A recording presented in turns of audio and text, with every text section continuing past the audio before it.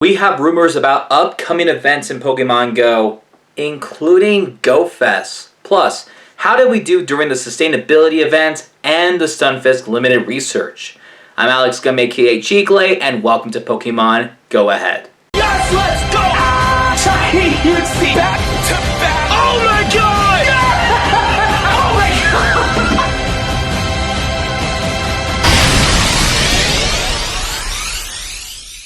So before we start talking about today's video, you've noticed there's some things that are different in my room. I'm rearranging some things. I had to replace a smaller desk because the big L-shaped one I had was just taking up too much room, and also I had to kind of like fix the background. This is not official. I'm trying to still hide the bed. I want to try to make videos kind of like this but without the shadow. So I'm kind of still working on this right now. It's a work in progress. The second thing is I did make a vlog on the sustainability week and the 12-kilometer egg challenge I was doing, and the footage on my camera, I accidentally deleted them. So unfortunately, I'm not going to be posting those videos, but I will show you some clips that we got on my phone. The first thing I want to share with you guys are some shinies and some debuts we got in during the sustainability week, which first of all, we got Bounsweet, and then working our way up to the evolution Sarina. Secondly, we got Shiny Drillbur, which was the new shiny for the sustainability event, so thank goodness we got this one. This morning we did get Shiny Tapu Bulu from a raid. I know that I did remote raid passes despite the fact that there's some nerfing and all that stuff, but honestly, I'm not going to raid anymore just because I just don't want to do extras if I don't really necessarily need to. Then during the Stunfisk Limited Research, we did get one of each shiny. We did get Shiny Stunfisk, the newer one, the Unova one. So I'm glad we got that. And for the first time in a year and a half, we did get our own Shiny Galarian Stunfisk. And finally, we did get Shaman from that special research, which is the Grass and Gratitude from the sustainability events. So it was for free.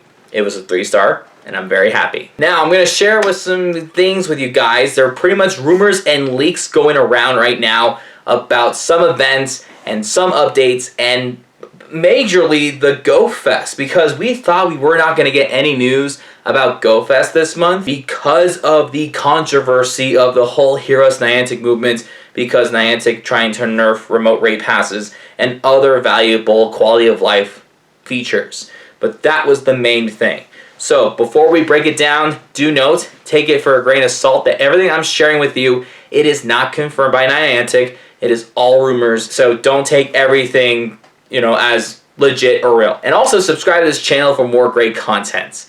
Also, I'm trying to make better content because I'm trying to make sure that my background is better. First, we're going to talk about GoFest. I want to get that out of the way. There has been rumors that there was going to be a Vancouver, Washington GoFest on June 3rd to the 4th, and they've been talking about this thing called the Vancouver Passport, where trainers are going around businesses taking pictures with their Pokemon, as well as professional cosplay actors. Unfortunately, Niantic has confirmed that that is 100% false. There will not be a Vancouver GoFest. So for those of you guys who are in Washington, I do feel sorry. Makes sense. There was one in Seattle last year. If you guys see a website or an article about Vancouver, it is 100% false.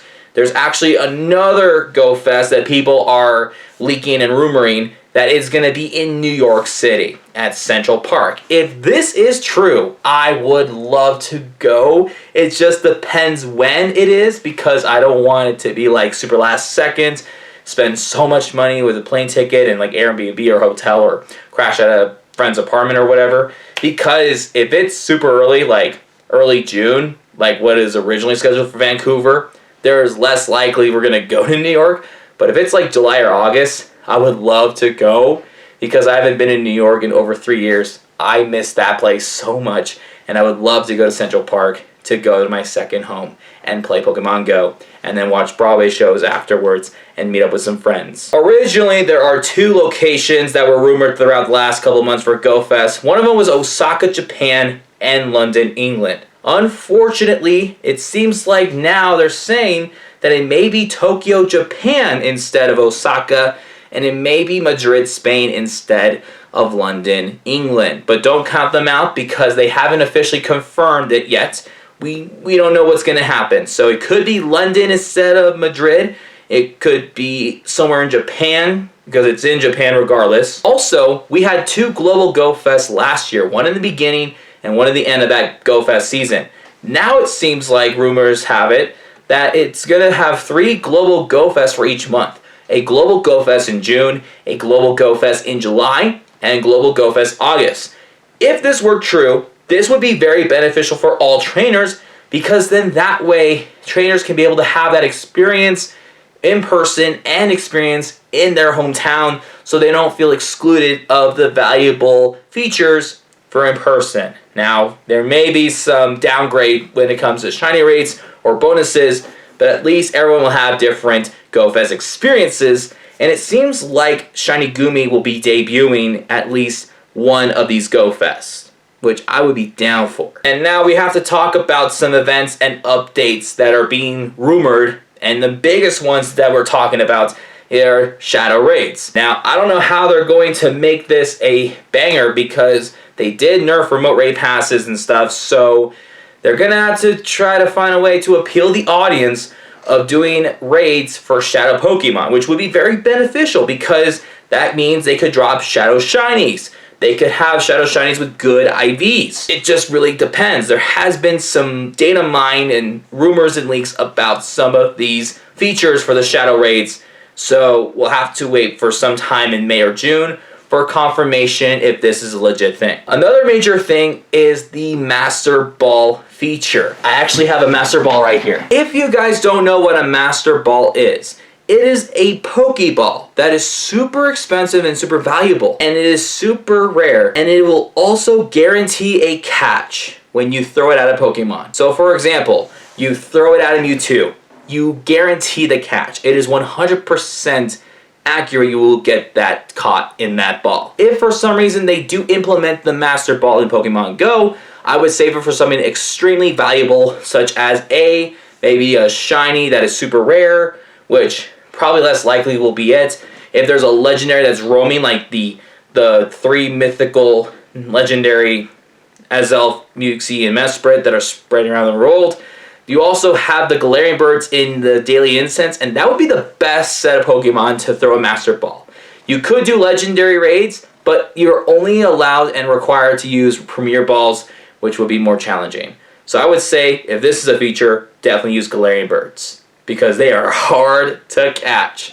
Believe me. Now let's talk about some events that were recently rumored. Now note to self that these are all possibly, going to be featured. They're talking about new Pokemon, new Mega Raid bosses, and like other stuff, like repeated events from last year and the year before and all that stuff. So the first one, Mega Pinsir, will be debuting on May 11th. The next one, Sandy Gas, will debut for some beach festival event sometime in June, featuring crab Pokemon. So like Crab Brawler, Krabby, and Corphish. Solstice event, mid-June, and it will end with a Team Go Rocket takeover. Maybe we may get some Shadow Raids during that takeover. We have a Fire Dark event end of June, an anniversary event in mid-July. Usually it's around like the 2nd, 3rd week of July, because that's the anniversary of Pokemon Go, so this will be their 7th annual. We have a Go Battle Day on July 1st. I guess they might feature some costume for a character, or it could feature a Pokemon with a shiny increased chance when you encounter them, depending on how many battles you win. I hope they do a Pokemon spawn this time, because the Steven Stone, Ray Palmer one, they're like decent. They said that the next Community Day Classic after the Swineup Community Day on April 29th will be July 10th for Squirtle. That seems awesome. Mega Tyranitar mid-July, which sounds pretty fire. Turtonator will make its debut end of July for some events. We have a Riolu Egg event end of July. This could have an increased chance for Riolu. That would be amazing. But again, these are rumors. These are not true. I love the Adventure Week events because they feature fossil Pokemon and their shinies. So I just love the fact that they're possibly going to drop Shiny Tyrant and Shiny Amora for that. It says sometime at the end of July, which would be dope. There's also a World Champion Series event sometime in August. There's also a Valor Hero event featuring Ponyta.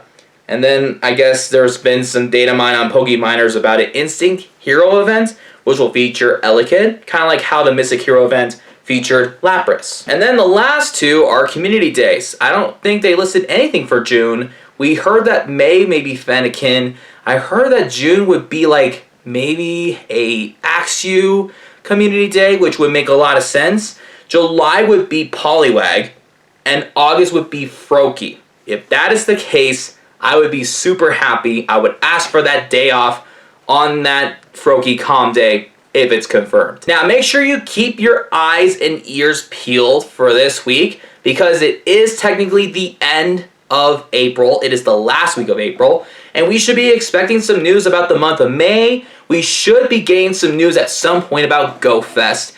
If they could have GoFest in New York City in July and August specifically, I will definitely consider making a trip. But if it's in June, I may not go, as hard as it would sound, because I would love to go back. I feel like ticket prices for planes would be more expensive if it were in June, just to get there. If it's like July or August, I would totally be considering it, but, oh, dude, honestly, like what I said earlier in this video, these are just rumors, and honestly, some of these things sound like it would bring the community back together for these fire events. 3 global events, and having a bunch of megas and community day rumors and stuff like, oh man, take it with a grain of salt. They could do something else, and Niantic is still in the process of working on things, especially with new games, which Peridot sounds very childish, and Monster Hunter seems like a Pokemon Go ripoff. Anyway, we'll see you guys next time. Peace out.